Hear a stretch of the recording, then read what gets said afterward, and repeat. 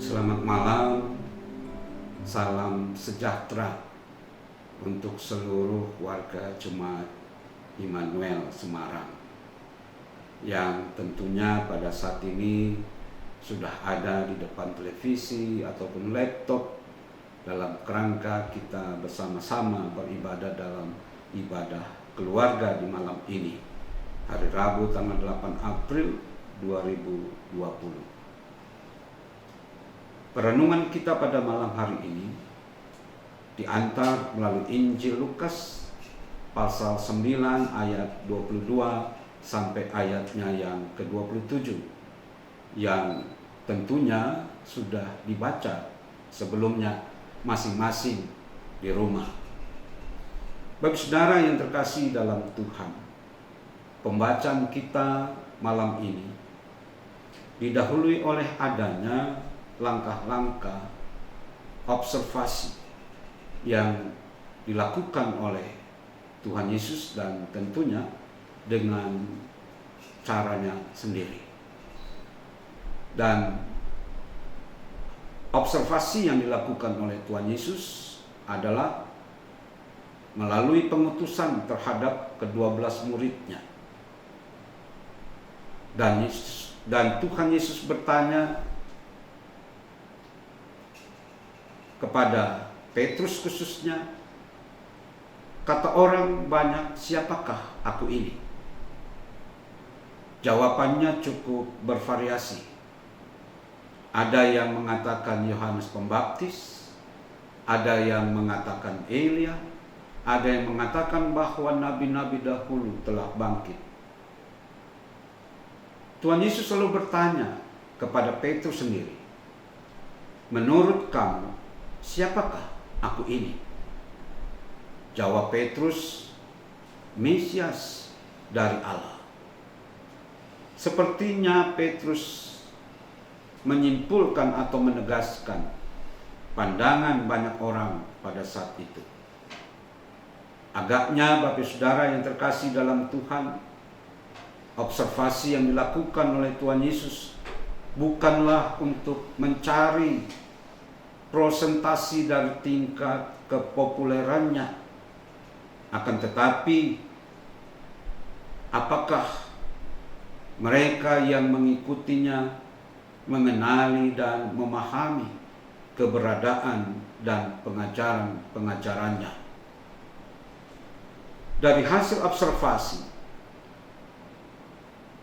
dari ayat 18 sampai ayat 21 yang didapati adalah sebuah pengharapan akan seorang penyelamat yang dapat membebaskan mereka dari penderitaan, kemiskinan, kelaparan, dan ketertindasan.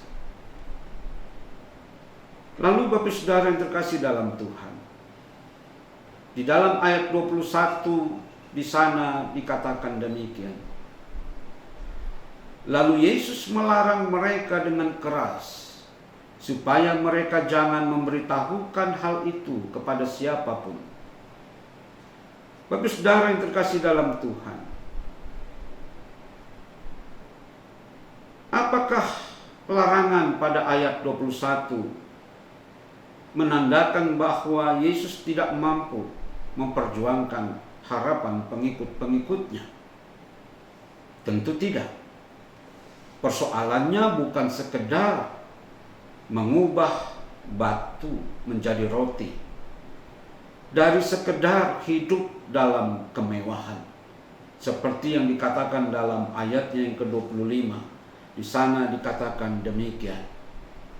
Apa gunanya seorang memperoleh seluruh dunia, tetapi ia membinasakan atau merugikan dirinya sendiri? Pada ayatnya yang ke-22, di sana dikatakan anak manusia harus menanggung penderitaan. Kata harus nampaknya mengandung unsur keterpaksaan atau dijadikan menderita. Kalau dia menderita bukan karena kemiskinan secara lahir, yang dialami umatnya, tetapi kemiskinan hati dari sebuah kebenaran. Penderitaannya dimulai ketika ia ditolak. Ditolak itu berarti dikucilkan atau dianggap bersalah. Oleh karenanya, dalam kerangka pengharapan pengikut-pengikutnya, ia mengatakan, setiap orang yang mau mengikut aku, ia harus menyangkal dirinya, memikul salibnya setiap hari.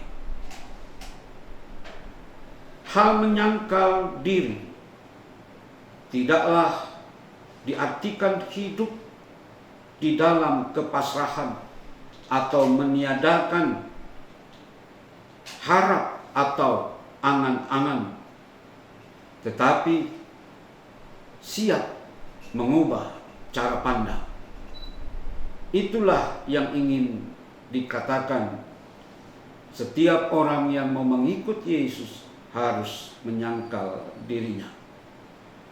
Bukan saja mengubah cara pandang, tapi juga cara berpikir. Tentunya cara berpikir yang tidak berdasarkan kebenaran atau kehendak Allah. Seperti pengakuan Petrus misalnya. Dia mengatakan ketika ditanya, menurutmu siapakah aku? Sekali lagi Petrus menjawab, Mesias dari Allah. Namun pernyataan atau statement Petrus itu nyata-nyata diartikan sebagai penyelamat yang mengangkat penderitaan umat dan kembali pada masa kejayaan Israel. Inilah dasar kita memahami ayat 21 yang sudah dibacakan tadi. Hidup yang mengikut Kristus dan demi namanya seharusnya siap menderita, bahkan nyawa sekalipun sebagai taruhannya, atau dapat dikatakan menjadi martir. Itu dapat kita bandingkan dengan ayatnya yang ke-24. Di sana dikatakan, karena barang siapa mau menyelamatkan nyawanya, ia akan kehilangan nyawanya. Tetapi barang siapa kehilangan nyawanya karena aku, ia akan menyelamatkannya. Dengan kata lain, mengikut Tuhan Yesus akan menghadapi tantangan yang tiada henti-hentinya. Tetapi siapa yang bertahan dan menang sampai kesudahannya akan memperoleh hidup oleh karena kasih karunia dari Allah. Hanya saja seperti dikatakan pada ayatnya yang ke-26, bahwa pengakuan percaya kita atau sebagai pengikut Kristus, maka hal itu haruslah disaksikan di tengah banyak orang, tapi bukan seperti kesaksian orang Farisi. Di akhir pernyataan Tuhan Yesus, sesungguhnya ia mengatakan, sebelum generasi ini berlalu, Anda akan melihat tanda-tanda dari kerajaan Allah yang sedang berlangsung. Ia datang membawa perubahan, dan perubahan itu dirasakan setiap orang yang mengikut Dia, dari pesimisme menjadi optimisme. Untuk membangun kehidupan yang dibaharui, agaknya kita juga harus dipaksa atau memaksakan diri, sekalipun kita harus menahan derita. Jika tidak demikian, kita tidak pernah melihat kerajaan Allah yang terus berproses. Bapak saudara yang terkasih dalam Tuhan, di malam atau di hari Rabu ini adalah hari doa GPIB. Kita bersama-sama mendoakan pergumulan perjalanan GPIB mencapai visi dan misinya. Dan secara khusus sama-sama kita mengetahui GPIB mendapatkan satu tantangan besar dengan hadirnya COVID-19, di mana persidangan sinode tahunan digadang-gadang sebagai sumber penyebaran COVID-19. Tetapi sesungguhnya penyebaran COVID-19 bukan semata-mata oleh karena adanya persidangan sinode tahunan. Tetapi wabah ini adalah wabah yang murni menyerang kita sebagai bangsa Indonesia. Oleh karena itu di malam ini kita bersama-sama mendoakan GPIB, bahkan mendoakan mereka, warga jemaat GPIB, bahkan para pendeta, para penatua diaken yang juga terinfeksi oleh COVID-19 ini. Kita mendoakan mereka supaya mereka mendapatkan pemulihan, bahkan mereka pada akhirnya dapat beraktivitas kembali seperti sedia kala.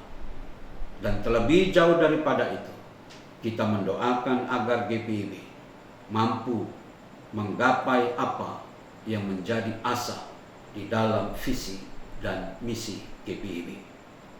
Mari kita doakan di dalam syafaat kita masing-masing. Kiranya Tuhan memberkati Bapak Saudara dan seisi rumah tangga keluarga